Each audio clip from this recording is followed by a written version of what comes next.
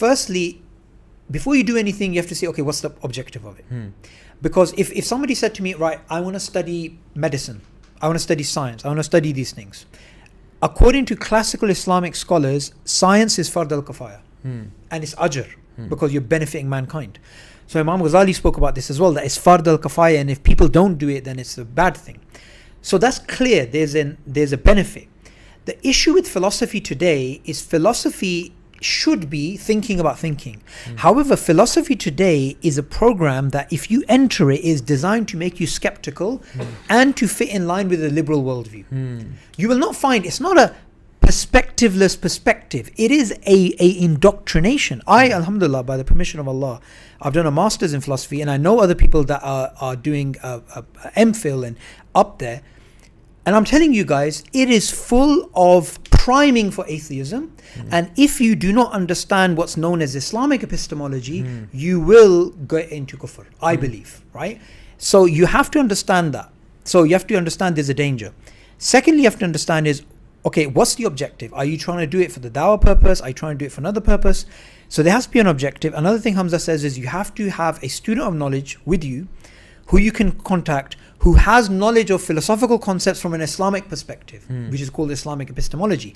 Because you have to understand, what Ibn Taymiyyah said is timeless. If you have a debate between yourself and an opponent, what Ibn Taymiyyah said is that you may implicitly accept their assumptions without realizing those are assumptions. So one of the problems with Western philosophy is you may get ideas which you think are perspectiveless perspective, but those are assumptions of an atheistic worldview. Such as, I'll give you one example, it's the tabula rasa. It's the idea that everything has to be justified and you don't start off with any knowledge. Not only is that philosophically incoherent, that contradicts Islam, because we have the fitrah.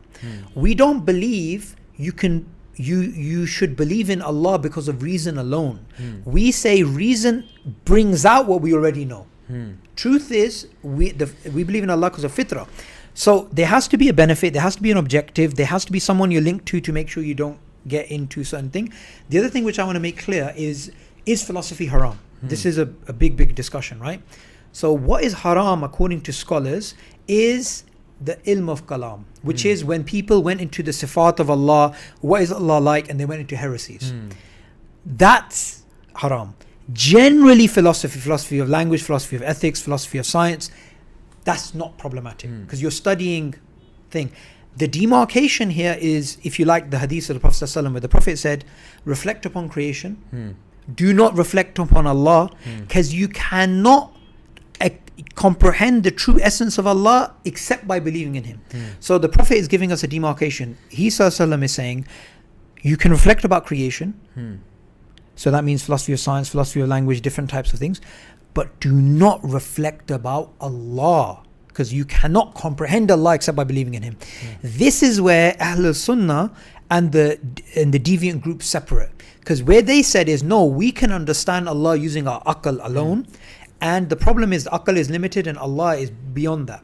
So I would say keep these things in mind, because it is very dangerous for a young person who doesn't have a background in Islam to fall into these types of kufri ideas. Likewise, if a student from the West who happens to be in a Muslim country like Turkey, and he enters the Kalam department at say Istanbul University, he is likely to fall into Islamic ideas through philosophy, because Islamic philosophy from the Islamic perspective has ideas which prime you for faith, when their ideas prime you for atheism. So I would generally say, my general answer is, there's all these things to consider.